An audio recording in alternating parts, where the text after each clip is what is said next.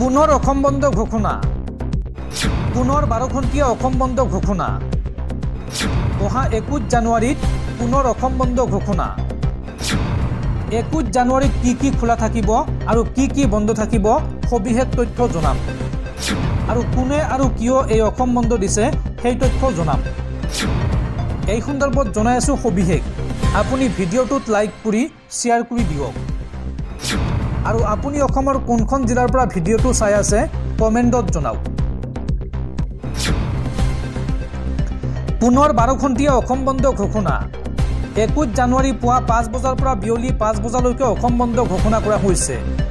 এই সময়ছোৱাত অসমৰ আটাইকেইখন জিলাতে সকলো চৰকাৰী বেচৰকাৰী শিক্ষানুষ্ঠান লগতে সকলো চৰকাৰী বেচৰকাৰী কাৰ্যালয় বেংক প্ৰতিষ্ঠান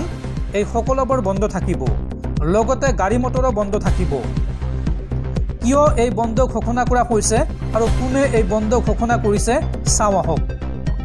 এই বন্ধ ঘোষণা কৰিছে সৌদ অসম কোচ ৰাজবংশী ছাত্ৰ সন্থাই তেওঁলোকৰ কেইবাটাও দাবী আছে এই দাবীসমূহ পূৰণ কৰাৰ দাবীত এই অসম বন্ধ ঘোষণা কৰা হৈছে বিগত কেইবা বছৰৰ পৰা অসম চৰকাৰৰ ওচৰত এইসমূহ দাবী উত্থাপন কৰি আছিল অসম চৰকাৰে গুৰুত্ব নিদিয়াত তেওঁলোকে অসম বন্ধ ঘোষণা কৰিবলৈ বাধ্য হৈছে তেওঁলোকৰ দাবীসমূহ হৈছে জনজাতিকৰণ আৰু পৃথক কমতাপুৰ ৰাজ্যৰ দাবী অৰ্থাৎ তেওঁলোকক জনজাতিকৰণ কৰিব লাগে আৰু তেওঁলোকক এখন পৃথক ৰাজ্য লাগে অসমৰ পৰা তেওঁলোকক এখন পৃথক কমতাপুৰ ৰাজ্য লাগে এই দুটাকৈ দাবীৰ উপৰিও আন কেইবাটা দাবী উত্থাপন কৰি তেওঁলোকে এই 12 ঘণ্টীয়া অসম বন্ধ ঘোষণা কৰিছে 21 জানুৱাৰী পুৱা 5 বজাৰ পৰা বিয়লি 5 বজালৈকে জনজাতিকৰণ আৰু পৃথক কমতাপুৰ ৰাজ্যৰ দাবীত সৌদ অসম কোচ ৰাজবংশী ছাত্ৰ সন্থাই 12 ঘণ্টীয়া অসম বন্ধ ঘোষণা কৰিছে আৰু 21 জানুৱাৰী পুৱা 5 বজাৰ পৰা বিয়লি 5 বজালৈকে অসমৰ আটাইকেইখন জিলাতে সকলোবোৰ চৰকাৰী বেচৰকাৰী শিক্ষানুষ্ঠান সকলোবোৰ চৰকাৰী বেচৰকাৰী কাৰ্যালয় আৰু সকলোবোৰ বিত্তীয় প্ৰতিষ্ঠান বন্ধ থাকিব লগতে এই সময়ছোৱাত বন্ধ থাকিব গাড়ী মটৰ অৱশ্য এই বন্ধৰ পৰা ৰেহাই দিয়া হৈছে জৰুৰীকালীন সেৱা আৰু সাংবাদিকসকলক অৰ্থাৎ এম্বুলেন্স ফায়াৰ ব্ৰিগেড আৰু সাংবাদিকসকলক এই বন্ধৰ পৰা ৰেহাই দিয়া হৈছে তেওঁলোকে এই সময়ছোৱাত